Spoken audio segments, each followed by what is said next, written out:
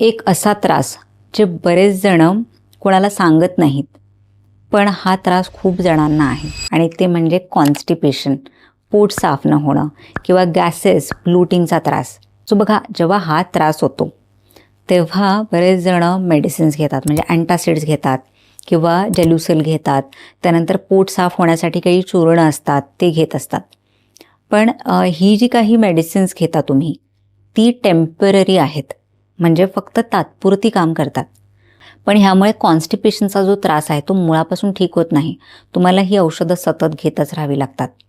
म्हणूनच आजच्या व्हिडिओमध्ये मी तुम्हाला सांगणार आहे की हे कॉन्स्टिपेशन किंवा पोट साफ न होणं हे एक्झॅक्टली कशामुळे होतं आणि तुम्हाला घरी काय एक्झॅक्टली केलं पाहिजे जेणेकरून तुमचं पचन व्यवस्थित होईल आणि पोटही व्यवस्थित साफ होईल.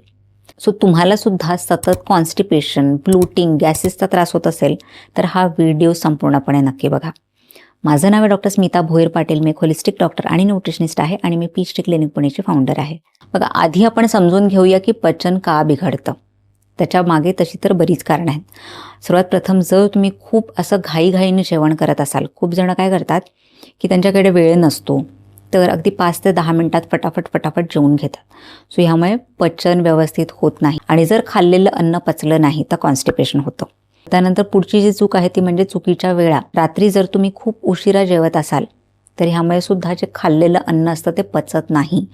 बघा, रात्री शरीराला रिकव्हरीचं काम करायचं असतं, पण रात्री जर तुम्ही खूप उशिराने जेव्हा झोपता तेव्हा मग बॉडी जे काही पचनाची क्रिया आहे त्याच्याकडे एवढं लक्ष देत नाही.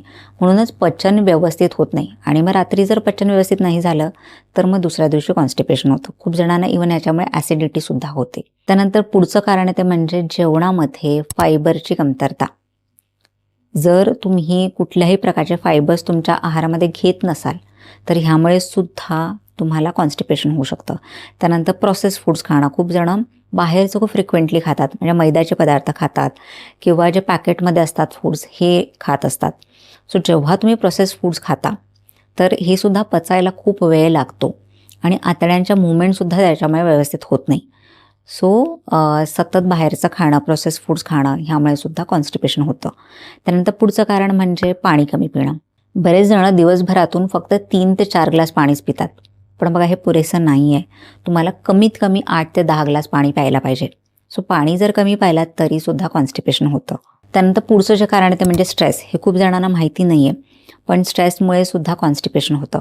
सो बघा, तुम्ही ऐकलंच असेल की गट ब्रेन ॲक्सिस, म्हणजे आपला जो मेंदू आहे तो गटशी, म्हणजे आपले जे आतडे आहेत त्याच्याशी कनेक्टेड आहे.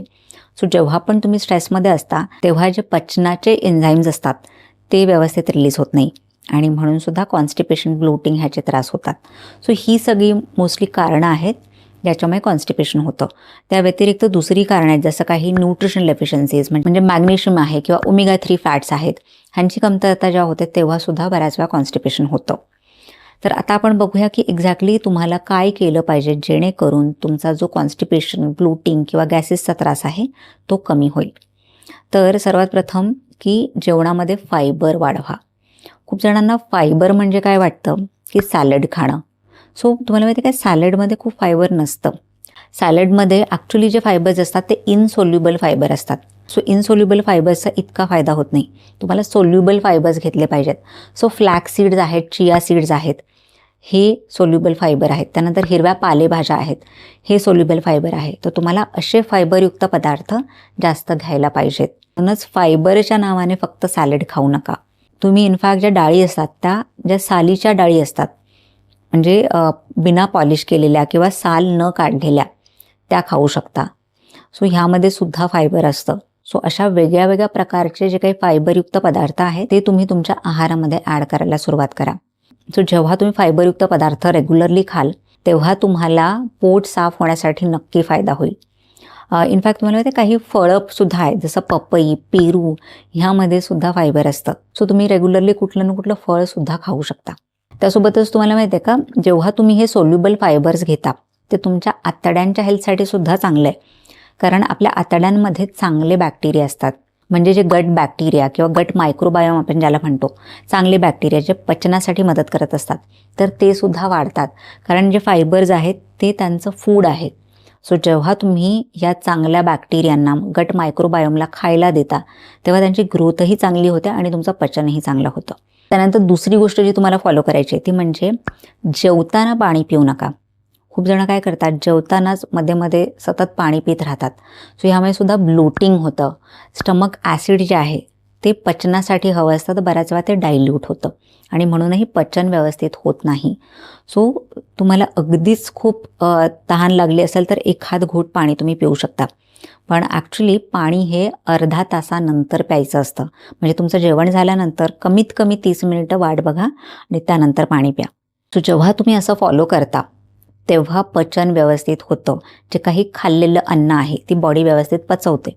म्हणूनच ही जर काही सवय तुम्हाला असेल की खूप पाणी पिणं स्पेशली जेवताना, तर ती तुम्ही नक्की टाळा. त्यानंतर तिसरी गोष्ट जी तुम्हाला करायची आहे ती म्हणजे जेवणाची वेळ आणि पद्धत. सो जेवणाची वेळ एकच ठेवा. म्हणजे तुमची ब्रेकफास्टची वेळ जी आहे ती एक ठेवा. त्यानंतर दुपारच्या जेवणाची वेळ आहे ती एक फिक्स ठेवा. म्हणजे थोडं अर्धा एक तास इकडे तिकडे तुम्ही करू शकता, पण खूपच लेट ब्रेकफास्ट करणं किंवा खूप लेट डिनर करणं असं नका करू. कारण जेव्हा तुम्ही अशा वेळा चुकवता ना, तेव्हा बॉडीचं जे क्लॉक असतं ते सुद्धा डिस्टर्ब होतं. जेव्हा आपण काही गोष्टी वेळच्या वेळी करतो तेव्हा बॉडीला माहिती असतं किंवा बॉडीचं एक क्लॉक सेट झालेलं असतं. सो बॉडीचं जे काही काम असतं ते व्यवस्थित होतं. पण जर तुम्ही कधीही खात असाल तर ह्यामुळे डेफिनेटली बॉडी डिस्टर्ब होते आणि कॉन्स्टिपेशनचा त्रास अगदी वाढतच जातो. सो बघा, जो नाश्त्याचा किंवा ब्रेकफास्टचा वेळ आहे तो सकाळी तुम्ही 7 ते 9 ह्या दरम्यान ठेवू शकता. त्यानंतर दुपारचा जो खाण्याचा वेळ आहे तो तुम्ही 12 ते 2च्या दरम्यान ठेवू शकता. आणि रात्री जो डिनर आहे तो युजुअली थोडं लवकर घेण्याचा प्रयत्न करा. म्हणजे 6 ते 7, 7:30पर्यंत घेऊ शकता. खूप लेट खाऊ नका. आणि जसं मी सांगितलं, लेट खाल्ल्यामुळे सुद्धा पचन व्यवस्थित होत नाही आणि मग कॉन्स्टिपेशनचा त्रास होतो. त्यासोबतच खूप घाईघाईने खाऊ नका. थोडा वेळ घेऊन आरामात खा. सो जर खूप घाईघाईने तुम्ही खाल्लं तेव्हासुद्धा पचन जे आहे ते बिघडतं आणि मग ब्लोटिंगचा त्रास चालू होतो. सो हे खाण्याची जी पद्धत आहे किंवा वेळा आहेत त्या तुम्हाला फॉलो करायला पाहिजेत. त्यासोबतच हे काही घरगुती उपाय आहेत ते तुम्ही करू शकता. ते म्हणजे तुम्ही 1 ग्लास पाणी घ्यायचं आहे, त्याच्यामध्ये 1 चमचा ओवा, 1 चमचा जिरं आणि 1 चमचा बडीशेप. सो हे जे आहे तुम्हाला उकळायचं आहे चांगलं आणि मग गाळून थंड करून प्यायचं आहे.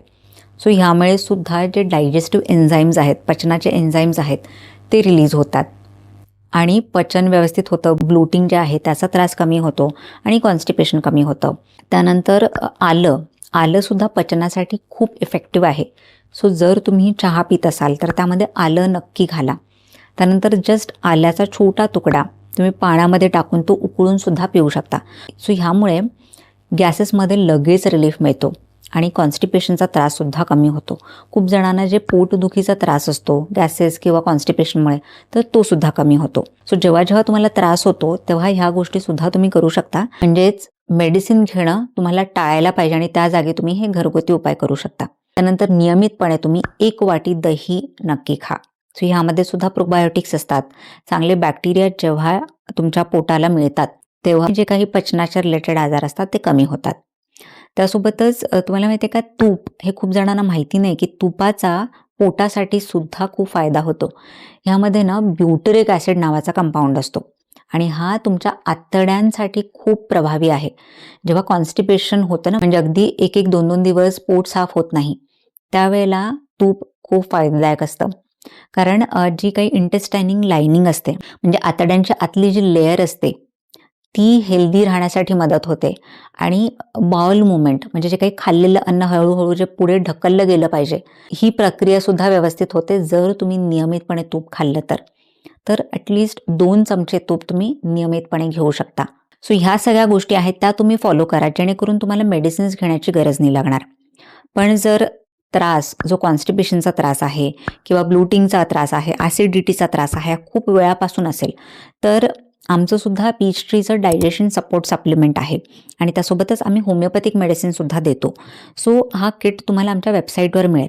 सो ह्यामध्ये बघा, ही जी काही नॅचरल गोष्टी आहेत म्हणजे बडीशेप किंवा आल्याचा एक्स्ट्रॅक्ट, त्यानंतर पेपरमिंट किंवा ॲपल सायडर व्हिनेगर, हे ज्या काही नॅचरल गोष्टी आहेत ह्याच आम्ही ॲड केलेल्या आहेत. सो हे काही औषध नाही आहे, हे घरगुती ज्या गोष्टी आहेत त्याचाच एक्स्ट्रॅक्ट आम्ही काढून ह्या डायजेशन सपोर्ट सप्लिमेंटमध्ये ॲड केलेला आहे. सो जेव्हा तुम्ही हे रेग्युलरली घेता तेव्हा पचनाच्या रिलेटेड जे काही आजार आहेत ते कमी होण्यासाठी नक्की मदत होते. आणि ह्यासोबतच आमचं एक PT ॲसिड ईज टॅब्लेटसुद्धा आहेत. सो या होमिओपॅथिक टॅब्लेट्स आहेत.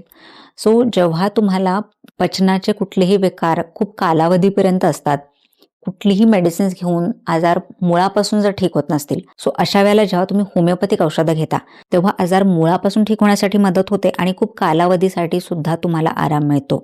सो हा जो डायजेशन सपोर्ट किट आहे तो तुम्हाला आमच्या वेबसाईटवर मिळेल. त्याची लिंक मी डिस्क्रिप्शनमध्ये ॲड करेन.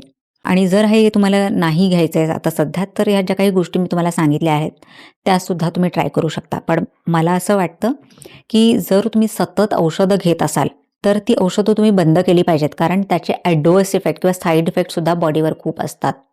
म्हणून त्याऐवजी तुम्ही हे नॅचरल जे काही टॅब्लेट्स आहेत त्या घेऊ शकता. जो काही आजार आहे किंवा लक्षणं आहेत ती कमी करू शकता. So thank you for watching this video. हा व्हिडिओ तुम्हाला कसा वाटला मला कमेंट सेक्शनमध्ये जरूर सांगा. आणि हा व्हिडिओ तुमच्या फ्रेंड्स फॅमिली मेंबर्ससोबत सुद्धा नक्की शेअर करा. सो हेल्दी खा, हेल्दी राहा आणि स्वतःची काळजी घ्या. Bye bye.